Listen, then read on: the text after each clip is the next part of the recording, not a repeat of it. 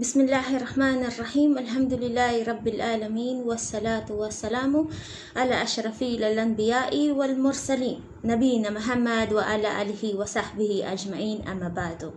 Assalamualaikum warahmatullahi wabarakatuh. Sa ngalan ng Allah, ang pinakamahabagi ng pinakamauwain. Ang lahat ng papuri ay tanging sa ala lamang, ang Panginoon ng lahat ng mga nilalang.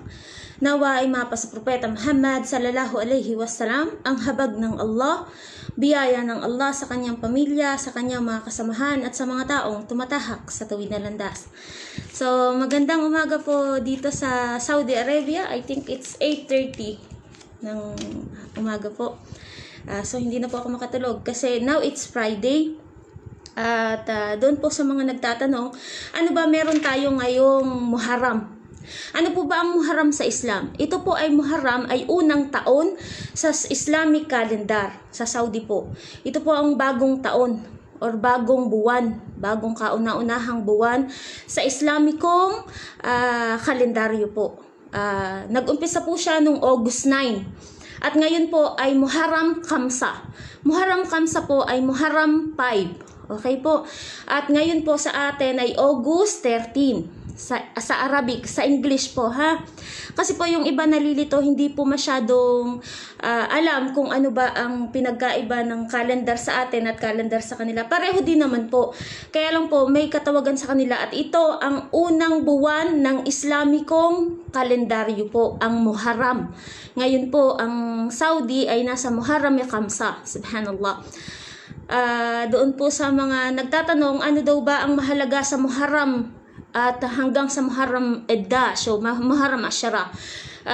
Ito po yung araw na buwan na ito po yung ating paggunita sa nagawa ni Propeta Moises ng panahong sinauna na ang Allah subhanahu wa ta'ala ay nagbigay sa kanya ng kapahintulutan na mabiyak ang dagat, subhanallah, at maitakas niya yung mga tao na pinahihirapan ni Paraun, subhanallah. So, salam alaikum kay sister, ay kay Badri Ibrahim, kay Alcantara Pasqua, kay Linsky. Salam alaikum kay Jesus Alvarez. Salam alaikum po Abdurrahim Sunyiga. Allah Sunyiga. Kay Jamila Johob. Allahu Akbar. Kay Jahan Seb Khan. Salam alaikum po. Allahu Akbar. So, ayan pa doon po sa mga nalilito. Dito po, ngayong buwan ng Muharram, kung sino man po ang magnais, mag-ayuno, kung inyong naisin, wala pong problema hanggang sa Ashar al-Yom, hanggang sa ikasampung araw, subhanallah. At ang pinakamahalaga po sa araw ng ating pag-aayuno ay ang August 19 o ang Muharram 11. Yun po. Talaga pong kailangan nating mag-ayuno doon dahil yung mga nakalipas nating nagawang kasalanan, maliliit na kasalanan ay patatawarin ng Allah subhanahu wa ta'ala. Yan po ang paggunita ng mga Muslim. So, ito po ha, doon po sa mga hindi nakakaalam. May mga Muslim po na nagsasabing sila'y Muslim pero hindi po katulad ng katuruan namin, subhanallah. Sila po yung mga Shia. Mag-iingat lang po tayong lahat. Sa amin po, hindi po. Dahil sa Islam, or sa amin na Sunni Islam, tayong lahat ay pinahihintulutan ng Allah subhanahu wa ta'ala na mag-ayuno, mag-fasting. Huwag pong kumain sa buong maghapon hanggang sa pagdating ng takip silim, subhanallah. Iyan po ang kautusan ng Allah subhanahu wa ta'ala na hindi nagpapahirap sa tao. Kagaanan para sa atin, subhanallah. At ang isa naman po ay ang Shia, Daesh o ISIS. Sila po ay nagtuturo na saktan nila ang sarili ng kanilang kasamahan o mga miyembro ng kanilang grupo. Sila po ay katulad din ng ibang Kristiyano, subhanallah, patawarin po ng Allah subhanahu wa ta'ala. Dahil ako po dati kinalakan ko yan. At nakikita po ng aking dalawang mata kung ano ang pagpapahirap sa mga tao na sinasaktan nila ang kanilang likuran, subhanallah. Pero totoo po sa Islam kung gaanong kagaanong hindi tayo pinahihirapan ng Allah subhanahu wa ta'ala para saktan ng ating sarili, subhanallah. Ngunit ang pag-aayuno ay ipinahihintulot. Yan po ha. Para po mas malaman ninyo kung ano ang kaibahan ng sa inyo at ng sa amin. So yan po, malino ko pong ipinapaliwanag, hindi po ipinahihintulot sa Islam na saktan mo o sugatan ang iyong sarili ng pagpipinitensya. Subhanallah. Hindi po ito kalulugdan ng Allah kahit po saan tayo magpunta. Ya Allah, Ya Rabbi. Naway patawarin ng Allah subhanahu wa ta'ala ang mga taong nakagagawa ng pananakit sa kanilang sarili. Subhanallah. La, Ya Rabbi. So yun po. At inshallah po, Ya Rabbi, mauunawaan niyo po kung bakit pinapahayag namin ang kaibahan ng Sunni Islam sa mga Shia.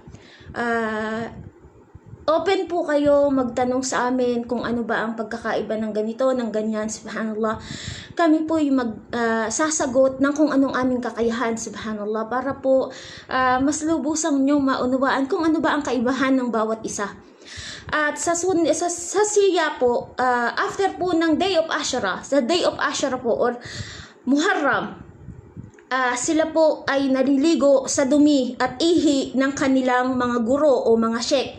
Hindi po yan pinahihintulot sa Islam, sa Sunni Islam, subhanallah. Napakalaking kawalan ng pagrespeto sa bawat isa ang gagawin na hindi makabubuti sa kapwa, subhanallah. Tapos yung mga leader hindi gumagawa ng ganon, pinag-uutos lang sa tao nila, subhanallah, Ya Rab. Allahu Akbar. Kahit po sa mga Katoliko, ipinag-uutos at pinahihintulutan po sa mga Katoliko po. Tingnan niyo po mabuti. Ipinag-uutos at pinahihintulutan ng ilang pare na magpenitensya ang mga tao na makasalanan o nakagawa ng kasalanan. Subhanallah. May nakikita po ba kayong pare na nagpipinitensya at nagsusugat sa kanilang likod? Katulad ng pinagagawa sa inyo kayo mga Katoliko. Subhanallah. Wala po.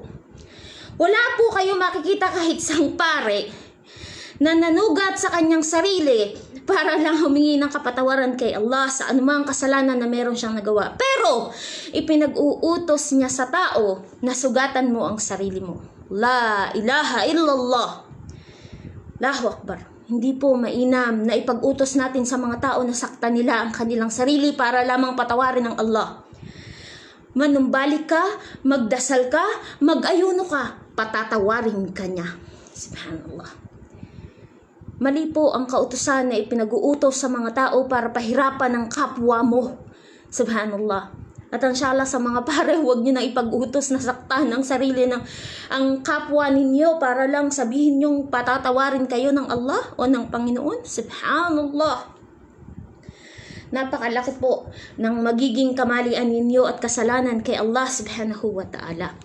So, ayan po Allahu Akbar. So sana po inshallah Ya Rab, from today po, ang ating pong babasahin ng mga sura na nakatala sa Quran ay patungkol lahat kay Propeta Moises or Nabi Musa sa Arabic po. Para po malaman ninyo kung ano ang halaga ng mga propeta sa Islam. Subhanallah. Assalamualaikum kay Hamja Malaytan. Alhamdulillah po. So yun po. At umpisahan na po natin, simula nang siya ay nakuha ni Paraon o ng asawa ni Paraon hanggang siya ay pinalaki, subhanallah. So, basahin na po natin. At ito po, paalala na din po sa ibang mga teacher, sa mga guro. Sa lahat po, para kapulutan ng aral at magiging aral sa lahat ng kabataan na tinuturuan ninyo. Hindi yung katalinuhan lamang, subhanallah. Ituro nyo din sa mga bata kung ano ang kahalagahan ng bawat propeta na ipinadala ng Allah dito sa mundo. Subhanallah. Ang katalinuhang kahit ano meron ng bata dito sa mundo ay hindi madadala sa kabilang buhay malibang ang nakatala sa Quran. Subhanallah. Walang kahit anumang kaalaman na nandoon sa mga librong itinuro sa mga kabataan na magiging kapakinabangan ng mga bata maliban sa kaalaman ng Islam at ng Quran. Subhanallah. Marami pong nakakalimot at talagang kinalimutan na kung anong kahalagahan, kung bakit tayo tao nandito sa mundo. Subhanallah.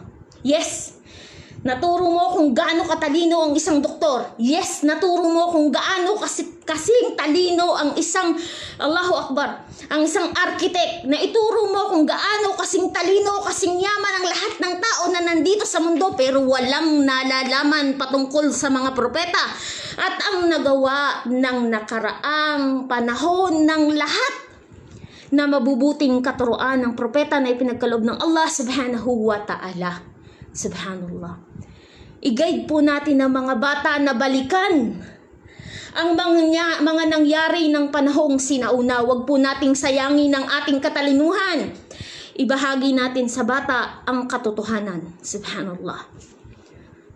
Kung ano, maraming aral ng kabutihan ng matututunan ng bawat kabataan. Subhanallah.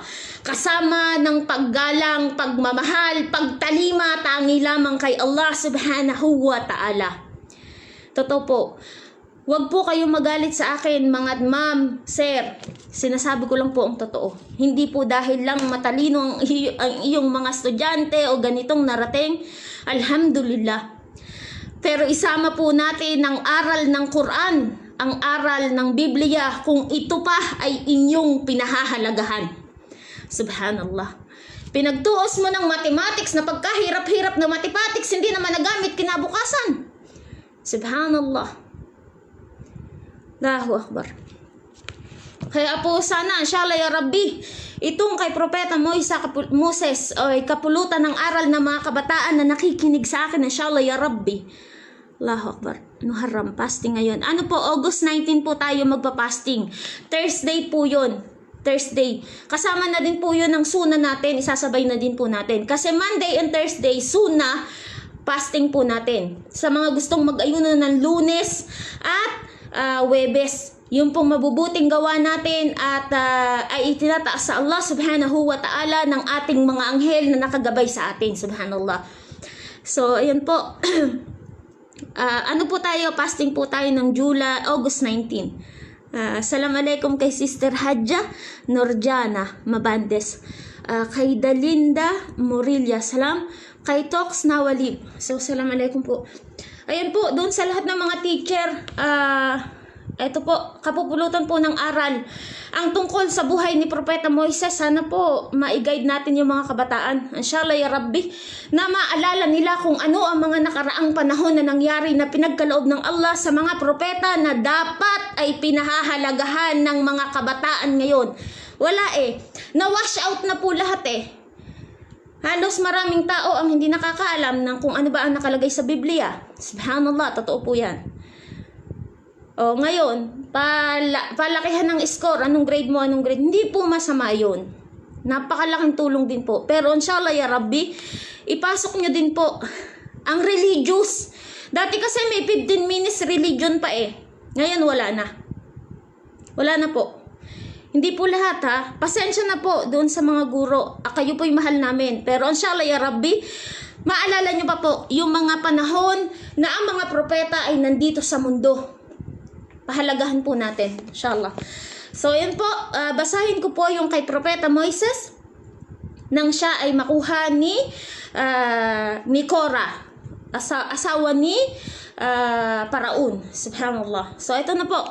A'udhu billahi minasyaitanir rajim.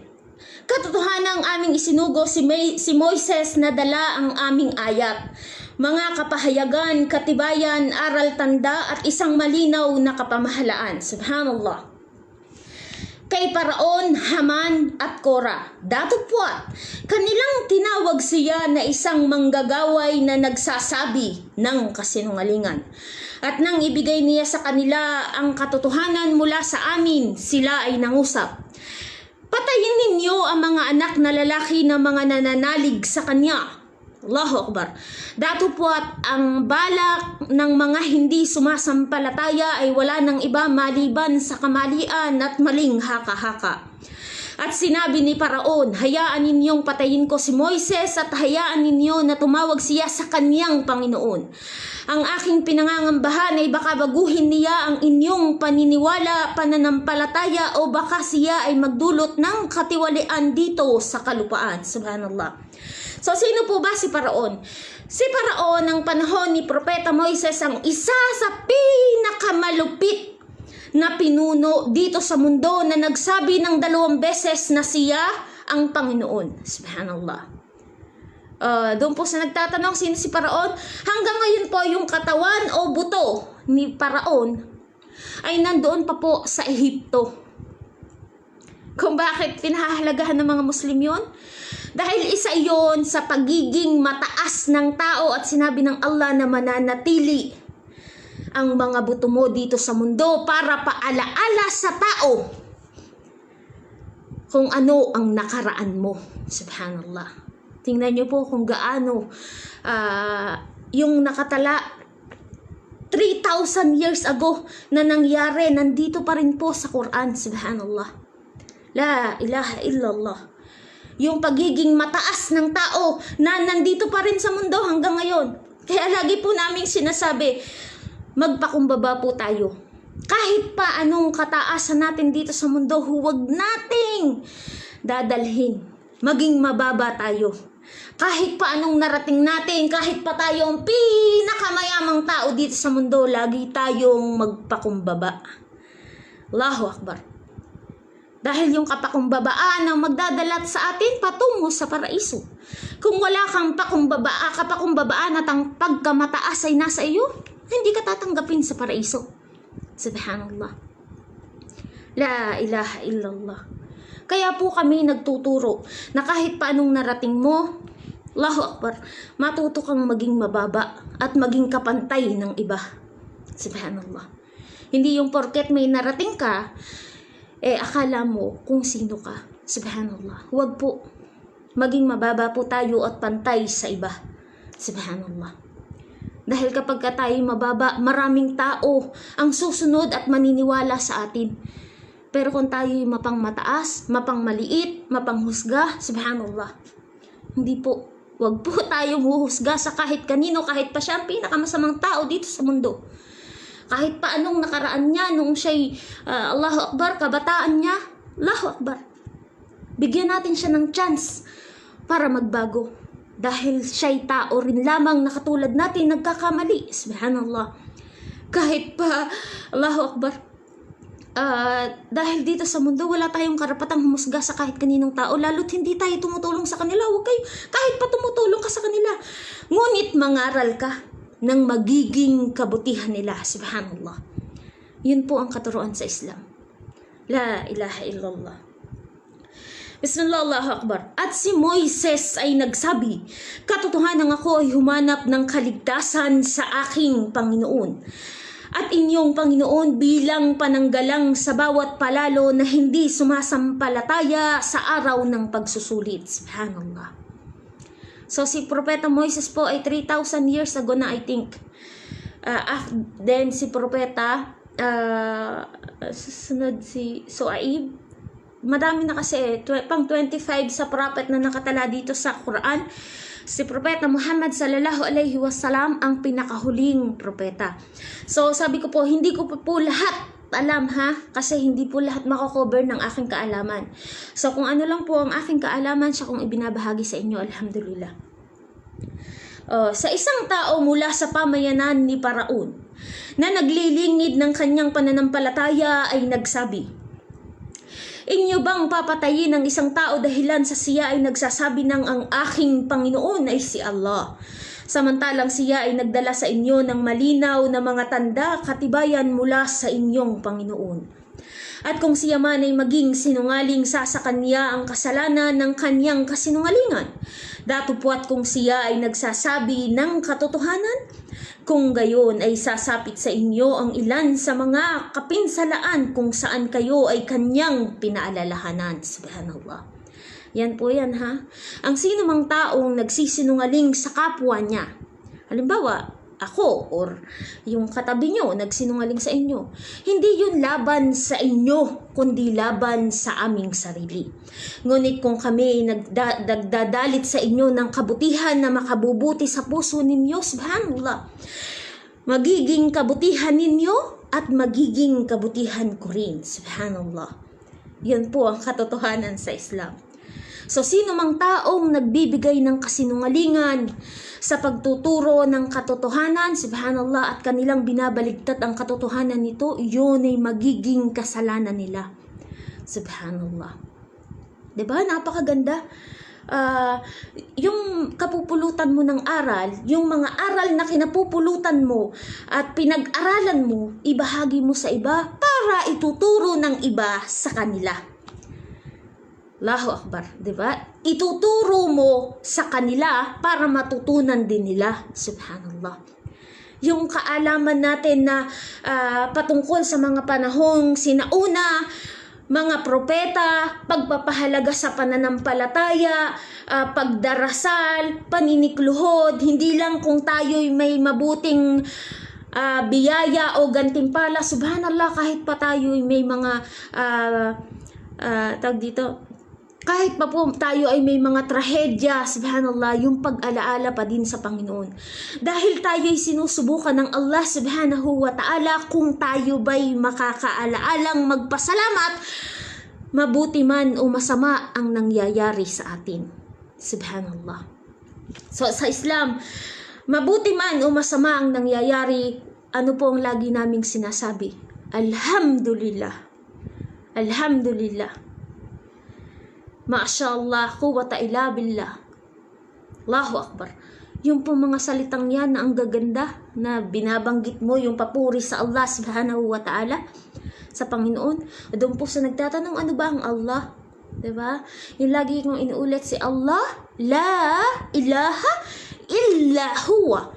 Wala nang iba pang Diyos na karapat dapat pag-ukulan ng pagsamba maliban kay Allah, ang may walang hanggang buhay, ang may walang hanggang kapangyarihan, may sariling kasapatan, ang tagapanustos at nangangalaga ng lahat ng mga nilalang. Ang antok at pagkaiglip ay hindi maaaring makapanaig sa kanya. Siya ang nag-aangkin ng lahat ng bagay sa mga kalangitan at kalupaan. Sino kaya baga ang makapamamagitan sa kanya malibang kanyang pahintulutan? Talastas niya kung anong nangyayari sa kaniyang mga nilikha sa mundong ito. Noon, pagkaraan ngayon, bukas sa kanilang harapan at sa kanilang likuran, at ang kanilang kasasapitan sa kabilang buhay. At sila ay hindi makapagtatamo ng anuman sa kanyang karunungan, maliban na kanyang naisin. Ang kanyang kursi, luklukan ay sumasaklaw sa mga kalangitan at kalupaan, at siya ay hindi napapagal sa pagbabantay at pagpapanatili sa kanila, mga kalangitan at kalupaan. At siya ang kataas-taasan, ang pinaka-dakila. So, yun po si Allah. So, kayo po. Allahu Akbar. So, kung titingnan nyo po, lagi kong inuulit sa inyo yan dahil yan ang napakagandang mga salita na dapat nating itinuturo sa ating mga anak. Subhanallah. So, marami ngayon talaga maririnig mo halos puro mura. Sa YouTube, ginagamit na ang YouTube, ginagamit na ang Allahu Akbar, ang FB, na halos madidinig mo yung pagmumura kung ano mga bagay na sinusundan kasi ng bata. So, ingatan po natin tayo bilang mga magulang, pag-ingatan po natin ang mga anak natin dahil maaari nilang kalakhan ng mga bagay na yan. Subhanallah. At naway patawarin ng Allah subhanahu wa ta'ala ang mga taong madalas magmura. Allahu Akbar. Naway papalitan ng kabutihang salita ang magiging everyday language nyo. Allahu Akbar. Totoo po yan. Dahil nililigaw ng Satanas ang mga tao para makapagsalita ng hindi magaganda at maituturo din sa iba. Yan po yung totoo. Dahil kung anong naririnig ng bata, siyang kanilang natututunan. Subhanallah. Kaya po tayo bilang mga magulang, kayo na may mga anak, inyo pong gabayan ang inyong mga anak. Oo nga, libre sila lahat ng gadget. Nabibili natin lahat, hindi naman natin nakikita kung ano ba ang kanilang napapanood. Ano ba ang kanilang naririnig? Ano ba ang kanilang sinusundan? Subhanallah. So, gabay po. Gabay po. Hindi po masamang gumabay sa ating mga anak. Subhanallah. La ilaha illallah. Bismillah. Kung gayon ay sasapit sa inyo ang ilan sa mga kapinsalaan kung saan kayo ay kanyang pinaalalahanan. Katotohanang si Allah ay hindi namamatnubay sa musri, isang nagmamalabis sa pagsaway sa lahat ng mga hangganan at isang sinungaling. La ilaha illallah. O aking pamayanan, nasa inyo ngayon ang kapamahalaan sa araw na ito dahilan sa kayo ay nakapangyayari sa kalupaan. Datupwat. Sino ang tutulong sa atin sa kaparusahan ni Allah kung ito ay dumatal sa atin? Si Paraon ay nagsabi, hindi ko ipinapakita sa inyo ang anuman maliban na ito ay aking nakikita at hindi ko kayo pinapatnubayan sa anuman maliban sa landas ng mabuting pag-uugali. At nangusap ang tao na sumasampalataya, o aking pamayanan. Katotohanan ako ay nangangamba para sa inyo sa isang kasasapitan na katulad ng araw ng magkakapangkat. Alalaumbaga ang mga araw kung kailan ipinadala ni Allah ang kanyang kaparusahan sa mga nagtakwil sa kanilang mga propeta noong panahong sinauna. Yan po, tingnan nyo po kung gaano dapat itong mga istoryang ito ang inire-revive natin sa mga kabataan. Allahu Akbar, sa mga batang maliliit, subhanallah. Ipaalala natin kung ano yung mga bagay na nangyari ng panahong sinauna na tatatak at magiging aral sa kanila. Subhanallah. At matututo silang magpahalaga sa mga bagay na ipinadala ng Allah subhanahu wa ta'ala. La ilaha illallah. At yung bagay na yon na matututunan nila sa Quran, wallahi, wallah, lahat ng natutunan nila sa Quran, hindi nyo pang hihinayangan dahil lahat ng iyon madadala ng bawat batang nakaunawa ng Quran sa kabilang buhay. Subhanallah. Hindi lang po dito sa mundo. May kapakinabangan na po dito sa mundong ito ang bawat bata na makakaalala o makakabasa ng kapahayagan sa Quran. Hindi lang dito sa mundo ang kapakinabangan, hanggang sa kabilang buhay. Subhanallah. Yan po inyong tandaan. At kapag po ang umaraw ang araw ng paghuhukom ay dumating, maaalala nyo lahat ng sinabi ko ay katotohanan. Subhanallah. Allahu Akbar. At nangusap ang tao na sumasampalataya, o aking pamayanan. Katotohanan ako ay nangangamba para sa inyo sa isang kasasapitan na katulad ng kinasapitan ng pamayanan ni Noah, pamayanan ng Aad at pamayanan ng Tamud, at yaong mga sumunod na pamayanan pagkaraan nila. Datupwat si Allah ay hindi kailanman naghahangad ng kawalang katarungan sa kaniyang mga alipin. Subhanallah. So ayan, napasok na din po dito si Propeta Noah. Sino po ba si Propeta Noah? Si Propeta Noah po yung pinagkalooban ng Allah subhanahu wa ta'ala na makagawa ng isang arko o barko.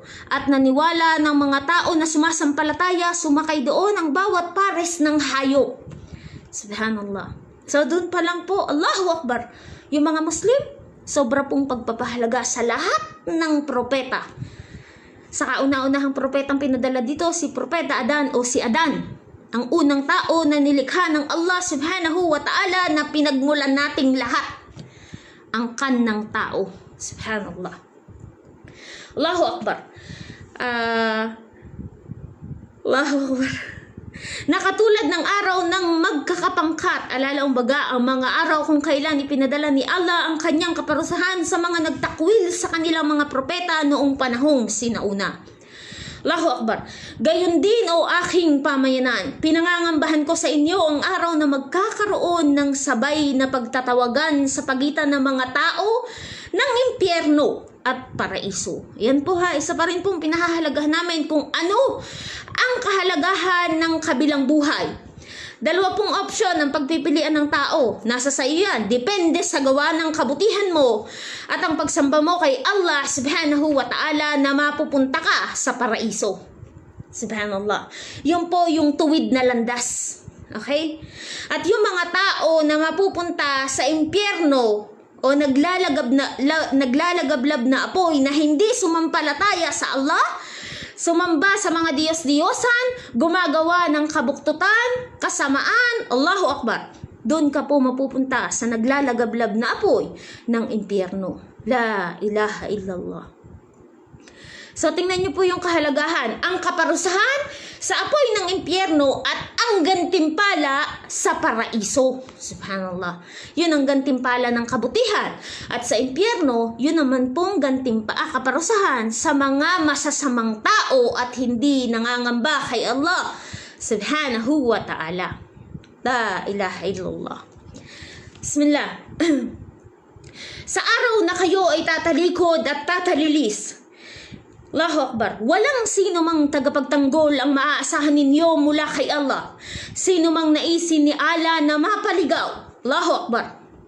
Walang sino man ang sa kanya ay makapamamatnubay. Subhanallah. So ayan po ha. Kami po'y nagpapaalaala lang. Gumagabay sa inyo. Kung naisin ng Allah na ikaw ay maging Muslim, wala kang magagawa dahil ang Allah ang magtatakda sa iyo na ikaw ay maging Muslim o maging balik Islam. Allahu Akbar. At katotohanan sa inyo ay dumatal si Yosef o Husef noong nakalipas na panahon na may dalang maliwanag na mga tanda, katibayan, datupwat. Nananatili kayo sa pag-aalinlangan tungkol sa mensahe na kanyang dinala sa inyo. At sa kalaunan ng siya ay namatay, kayo ay nagsabi, wala nang iba pang sugo ang ipadadala ni Allah pagkatapos niya. Sa ganito ay hinayaan ni Allah na maligaw ang isang nagmamalabis sa pagsaway sa lahat ng hangganan. Ang isang lagi ng may pag-aalinlangan sa mensahe at kaisahan ni Allah.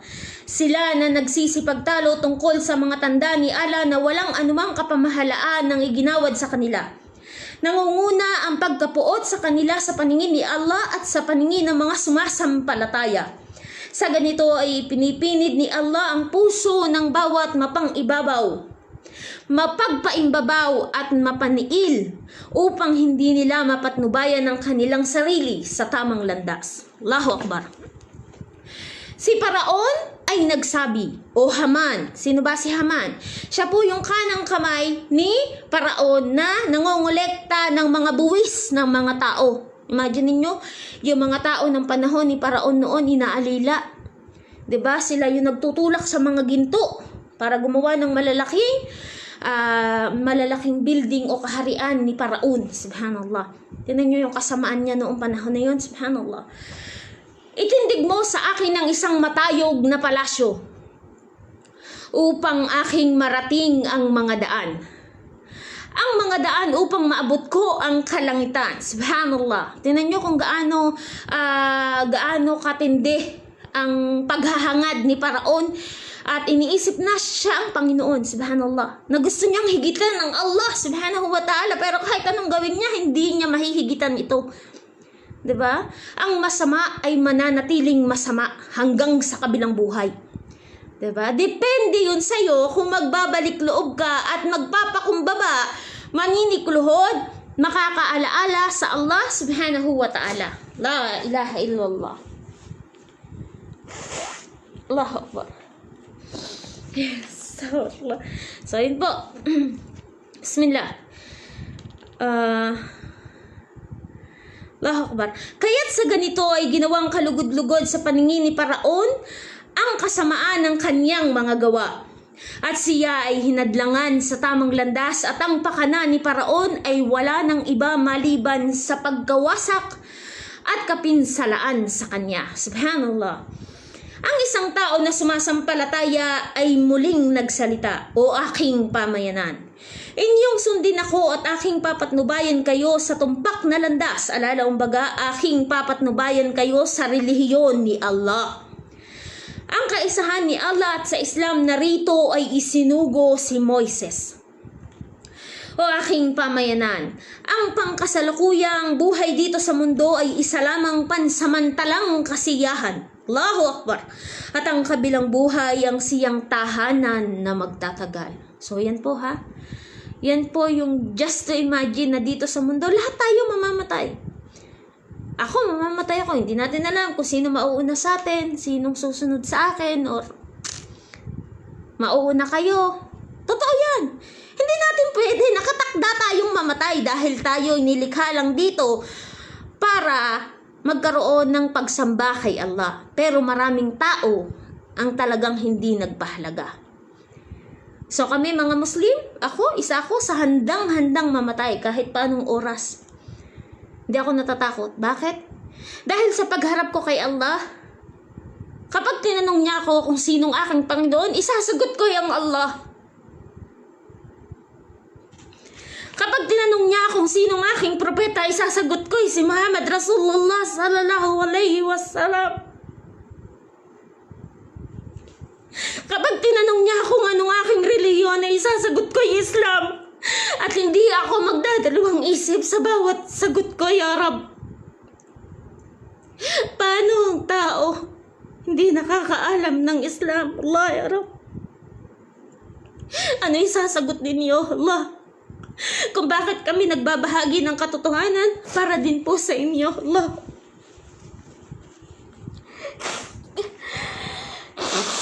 La ilaha illallah. Hasbunallah alayh.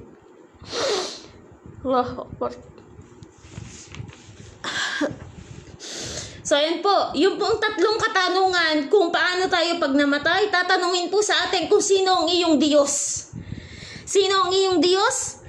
Sino ang iyong propeta? At ano ang relihiyon mo? Yan po. Ang tatlong katanungan na tatanungin sa bawat isa sa atin. At anong isasagot mo? Allahu Akbar. Anong isasagot mo? Doon sa mga nagdidiyos kay Propeta Jesus. Ano isasagot po ninyo? Diniyos ninyo si Propeta Jesus. Allahu Akbar. Hindi po. Dahil si Propeta Jesus ay mananatiling propeta ng panahon niya. At ang huling kasulatan ay kay Propeta Muhammad sallallahu alaihi wasallam na siyang ipinadadala namin sa sangkatauhan para inyong maalaala kung anong kahalagahan ni Propeta Muhammad sallallahu alaihi wasallam sa panahon natin. Allahu Akbar. Sa panahon natin. 1,400 years ago. Allahu Akbar. Walang taong nanatili dito ng 100 o 200 maliban nung panahon ni na propeta Noah. Ilang taon na buhay si Propeta Noah dito sa mundo? 950 years. 950 years. Subhanallah. Nabuhay siya sa mundo. 950 years. Tayo ngayon tao, maswerte na kung makaabot ang isang matanda ng 100. Bakit? Wala na eh. Binibigyan tayo ng Panginoon para magkaroon ng pagkakataon na manikluhod, magpakumbaba, pero wala. Ang tao'y sadyang mataas. Allah, Araf. Magdasal kayo. May pagkakataon pa naman kayong bumalik sa Allah. May pagkakataon kayong maniwala, walang mawawala. Allah, Ya Rab. Mahal na mahal ko po yung lahat kung bakit ako nagpapaalala kung anong kahalagahan nakatala sa Quran. Allah, Ya Rab.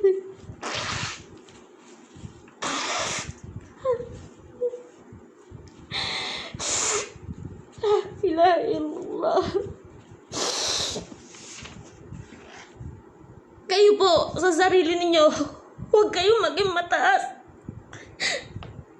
Matuto po tayo magpakumbaba. Pangako ko sa inyo lahat. Magbalik loob lang kayo sa Allah. Walang mawawala sa inyo, Allah. Mababago yung pagiging mataas ninyo. Allah, Ya Rabbi. Wala kaming ibang hinihiling o hinihingi sa inyo. Yun lang, makinig kayo sa salita ng Allah. Allah, Ya Rabbi, Allah, Ya Rabbi.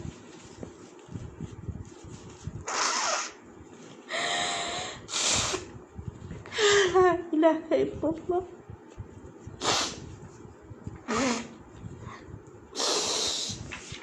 Allahu Akbar. La ilaha illallah. Please po, matuto kayong magdasal. Kahit po kung sa sarili nyo ay nyo tanggapin ang Islam, magtanong lang kayo sa amin, paano ba ang dasal ng mga Muslim? Kahit basahin nyo lang. Basahin nyo lang. Totoo po, ako, tumanda na ako. Inabot ako ng 33 years na ako'y Katoliko. Maswerte na ako kung makapagdasal ako ng 5 minuto. Pero nung nag-Muslim ako, 5 beses higit pa ang paninikluhod ko. 17 beses naninikluhod sa Islam. Pag-alaala sa Allah. At magkakaroon ka po talaga ng takot at makakaalaala palagi sa Kanya. Marinig pa lang ang adan. Allahu Akbar. Hayya ala salah, hayya ala salah, hayya ala falah, hayya ala falah. Ano pong ibig sabihin nun?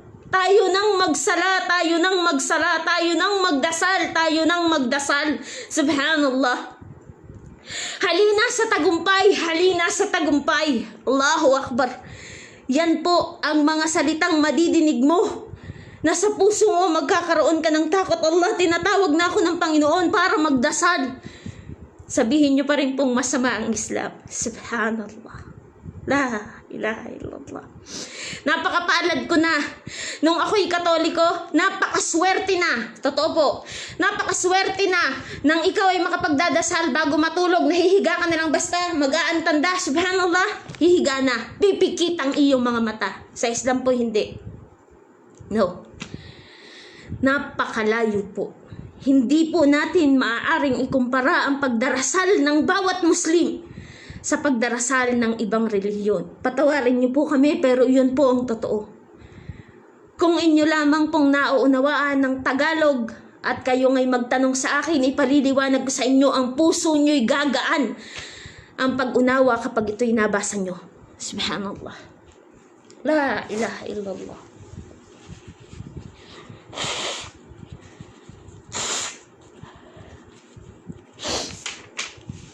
Imagine niyo po, paalala ko lagi, halimbawa ako namatay, or isa sa atin, yung wala kang pagdarasal nang ikaw ay nabubuhay dito sa mundo, ipikit niyo po ang inyong mga mata ng sobrang pikit. Ng sobrang pikit na wala kayong makita kahit anong liwanag. Ganyan tayo pag namatay. Pero kung ikaw may pagdarasal nang ikaw ay nabubuhay bago ka pa ilagay sa iyong libingan, maniwala po kayo, may liwanag kayong makikita. Paano ka? Pag namatay ka na wala kang pagdarasal, anong sasabihin mo kay Allah? Anong sasabihin mo sa dinidiyos mo na si Propeta Jesus? Ibalik mo ako sa mundo. Hindi na mangyayari. Hindi ka makapagsasalita. Ngunit ang bawat pagtatas mo ng pagdarasal, paninikluhod mo nang nabubuhay ka pa dito sa mundo, lahat ng iyon ay babaunin natin o babaunin mo sa libingan mo. Walang ibang makikinabang niyan kundi ako, hindi sila. Ang paninikluhod mo, ikaw ang makikinabang niyan, hindi ako. Ngunit lahat ng paninikluhod ko, pag-iyak ko, pagsujud ko, pagdarasal ko, pagdidikir ko, sa akin po lahat. Hindi sa inyo. Kung bakit kami nagtuturo? Para may madala din kayo. Allahu Akbar. Yan po. Kapag ka nakalagay ka na sa libingan mo, sa ilalim ng iyong libingan, iniwan ka na ng iyong ina, iniwan ka na ng iyong anak, iniwan ka ng iyong kapatid, iniwan ka ng iyong best friend, iniwan ka ng iyong kapatid na lalaki, kapatid na babae o kung sino man. Iniwan ka ng iyong kapitbahay. May makakasama ka ba? Wala. Ngunit lahat ng pagdarasal mo ay mananatili sa puso at isip mo. Kahit pa ikay kinakain na ng uod, mananatili pa din yan. May mga taong hindi mababawasan ang katawan o hindi madudungisan ng kahit anong dumi sa kalupaan. Bakit? Dahil sa pagdarasal, pagbabasa ng Quran, pagdidikir, pag-alaala, paninikluhod, pagpapakumbaba kay Allah. La ilaha illallah. So paano po kayo kung wala kayong pagdarasal? Promise po, Magtanong lang kayo sa amin na kung ano bang kahulugan ng Bismillahirrahmanirrahim. Alhamdulillahi Rabbil Alamin, Ar-Rahmanir-Rahim, Maliki Yaumiddin, Iyyaka na'budu wa iyyaka nasta'in. Ihdinas siratal mustaqim, siratal ladzina an'amta 'alaihim ghairil maghdubi 'alaihim waladdallin. Amin. Ano pong Tagalog nun? Para po inyong maunawaan kung bakit lagi naming sinasabi yan. Sa ngalan ng Allah, ang pinakamahabagi ng pinakamaawain. Ang lahat ng kaluwalhatian at pagpupuri ay kay Allah, ang Rab, Panginoon, tagapanustos at tagapagtangkilik ng lahat ng mga nilalang. Ang pinakamahabagi ng pinakamaawain, ang tanging may hawak at pagpapasya sa araw ng paghatol. Ikaw po lamang ang aming sinasamba at ikaw po lamang ang aming hinihingan ng tulong. Inyong patnubayan kami sa landas ng matuwid at sa landas na mga ginawaran ninyo ng inyong biyaya at hindi sa landas na umaani ng inyong pagkapuot. Gayon din naman ang hindi sa landas na napaligaw sa patnubay. Yan po ang 17 beses naming binabanggit sa pagdarasal. Sasabihin niyo pong masama pa rin ang Islam. Allahu Akbar. Totoo po, nung unang pumasok ako ng Islam, hindi ako makapaniwala kung bakit ba ako umiiyak. Bakit ba lumambot ang puso ko? Bakit ba ako mas naging mapagbigay? Bakit ba ako mas naging mapagpatawad? Bakit ba ako mas laging umuunawa? Allah. Dahil yun po ang biyaya ay binigay ni Allah na gusto kong ibahagi sa inyo. Allah, ya Rabb. Kung pwede ko lang sabihin sa lahat ng tao, huwag kang maging madamot. Maging mapagmahal ka, maging mapagbigay ka, Allah.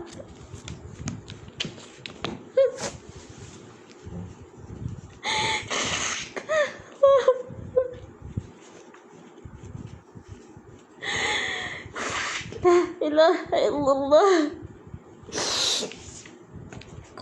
Alam niyo yun dati, sa totoo lang po, nang ako'y Katoliko pa, madalas nakikipag-away ako. Nakikipagsabunutan ako na. Umiinom ako. Naging makasalanan ako na. Pero lahat ng pagkakamali ko, pinalitan ng Allah. Yung kamalian ko na itinutuwid niya, ya Allah. Na dati wala akong pakialam sa Panginoon, Allah.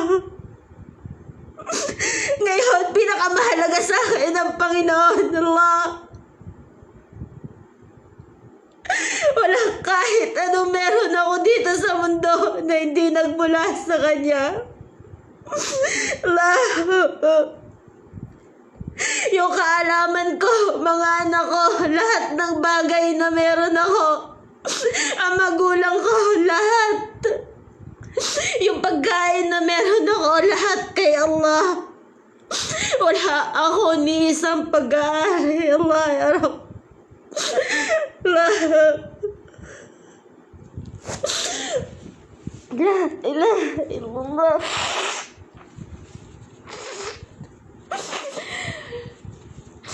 Allah, ya Rabb, ya Rabb. La ilaha illallah. Kaya po please, pakiusap sa iba, huwag po kayong magalit sa mga kamusliman. Matuto po tayong magmahal sa kapwa natin kahit paano reliyon nila. Tayo po lahat dapat magkakapatid tayo, magkakaunawaan. Huwag nating siraan. Allah, ya Rabb, Allah, ya Rabb. Kung ano kaya nating ibigay sa iba na kaalaman natin sa Islam, ibahagi po natin. Doon sa iba na nagsasabi masama kami, hindi po kami masama, wallahi, wallahi. Lalo doon sa mga kapatiran kong Islam na kung i-down ng iba, please po, huwag po tayong maging mapangmataas dahil meron tayong narating. At doon sa ibang kamusliman, Allah ikalik. Kayo, sa ibang kamusliman babae, huwag niyo namang maliitin ang mga Kristiyano. Allah ikalik. Kayo may kaalaman sa Islam, magkaroon kayo ng takot kay Allah. Dahil minamaliit niyo, wala silang kaalaman. Allah ikalik. Lahat ng tao may pagkakataong magbago. Huwag mo sabihin, ganito ang trabaho niya, ganyan siya, masama siya. Allah ikalik. Muslim na babae, huwag na huwag ninyong pintasan ang mga gawa ng mga Kristiyano. Allah ikalik. Kayo ang magpapaunawa sa kanila kung paano sila magbabago. Huwag nyo silang ibaba. Pagkasitaas nyo sila. Allah. Huwag niyong pintasan ang isang Kristiyano nagkasala. Dahil walang taong perpekto dito sa mundo. Tulungan mo sila para sila'y umangat. Allah ikalik. Allah ikalik. Sa mga Muslim na babae na masyadong mataas ang tingin sa sarili, huwag kayong pumintas sa kahinaan ng mga Kristiyano. Dahil hindi nyo alam kung gaano kahirap ang hindi nakakaunawa ng Islam. At tayo bilang mga Muslim na babae, lalo yung mga born Muslim, matuto kayong gumabay sa kanila. Hindi porket Muslim ka, ida-down mo ang isang Muslim na ang isang Kristiyano na nagkakasala. Allah ikalik. Ikaw sa sarili mo ang nagbibigay ng masamang pagtingin sa ibang tao sa halip na iaangat mo sila at tutulungan mo silang magbago. Allah ya Rab, Allah ya Rab, Allah ya Rab. Naway pagkalooban ka ng Allah ng pagiging mabuting tao sa kapwa mo babae. Subhanallah. Huwag mong tingnan kung anong nakaraan niya o kung sino ang kasama niya. Subhanallah. Tulungan mo siya para siya'y magbago. Allahu Akbar. Allahu Akbar. Marami akong nakikita. Hindi ko alam. May isang Muslim ako nakita na sobra naman i-down yung mga Pinay na Katoliko. Allah ikalik. Allah ikalik. Allah ikalik. Allah ikalik. Magkaroon ka ng takot kay Allah. Huwag mong sirain ang Islam dahil sa pagiging mataas mo. Allah. Lahat ng tao, lahat ng Katoliko, kung anumang relihiyon ay may pagkakataong magbago. Pero hindi ang maliitin mo sila at i-down mo pa sila lalo. Allahu Akbar. Matuto kang tumingin sa sarili mong kamalian, huwag ang pagkakamali ng iba. Totoo po, maraming mga Kristiyano mababait. Totoo yan. Totoo yan dahil nagmula ako dyan. Pagkakamali ko lang, doon ako napunta sa paniniwala kay Jesucristo at nandito ko sa Islam. Kaya gusto kong humila ng kapwa ko. Pero hindi ko kayo ibabagsak. Hihilahin ko kayo para tumaas. Allah.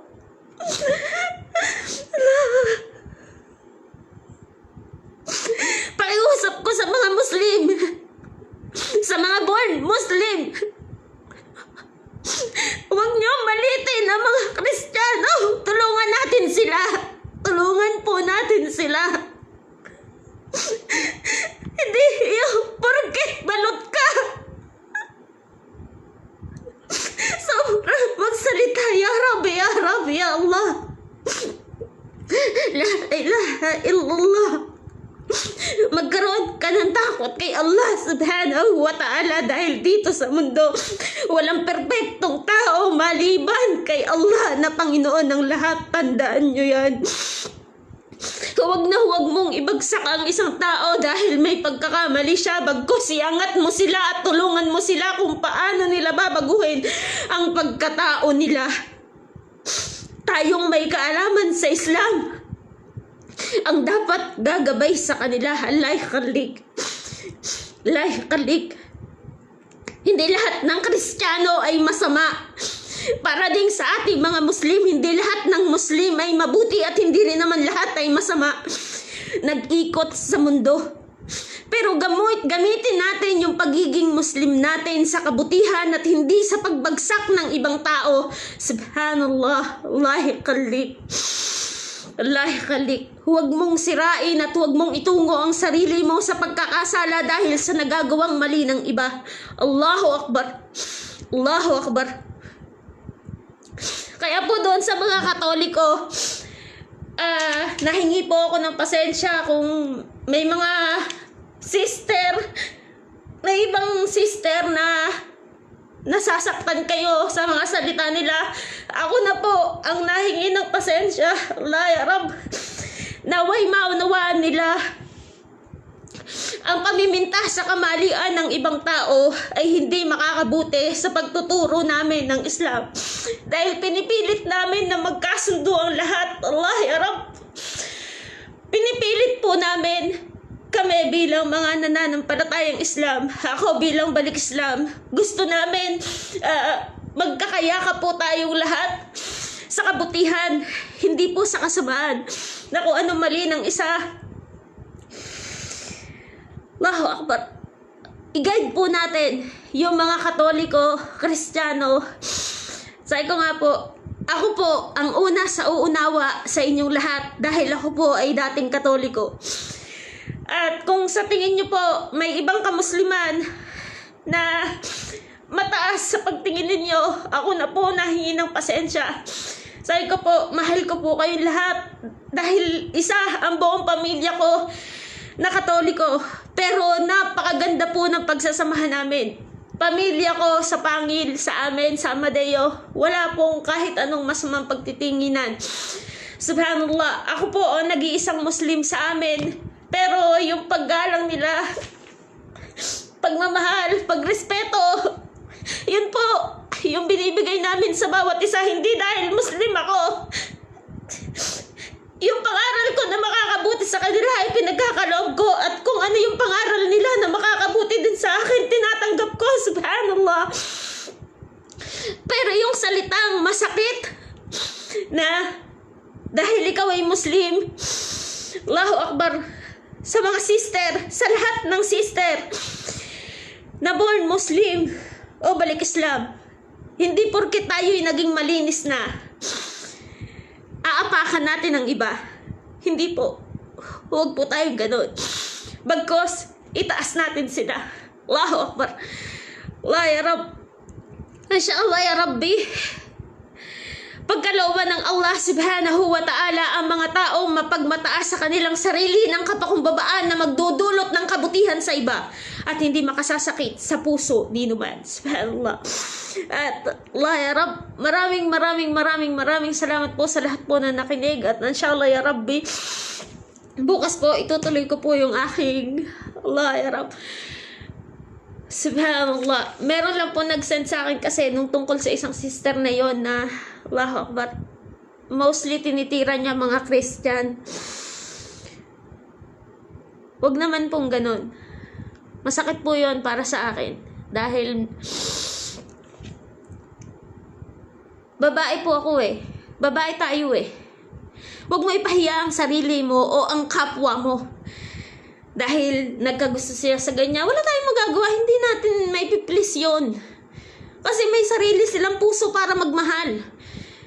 Hindi natin po pwedeng pintasan sila dahil nagkamali sila, dahil walang perpektong tao. Kahit pabali-baligtarin mo, hindi ka magiging perpektong tao sa sarili mo. Kung ikaw ay may pamimintas sa kapwa mo, doon pa lang bagsak ka na kay Allah. Allahu Akbar. Kaya please, sister, iwasan mo yun. Hindi porket may narating ka, idadown mo ang mga Katoliko o sino man sa mga Kristiyano. Subhanallah. Patawarin ako ng Allah subhanahu wa ta'ala, pero please, nakikiusap ako sa iyo, sister. Allahu Akbar. Inshallah ya Rabbi, pagkalooban ka ng Allah at biyayaan ka ng Allah ng kabutihan sa mga kapwa kababaihan, matuto ka magmahal. Huwag mong pintasan kung ano ang kamali ang nagagawa nila, bagkus tulungan mo sila. para maunawaan ang Islam. Subhanallah. Yun lamang po at maraming salamat po. Salamat po.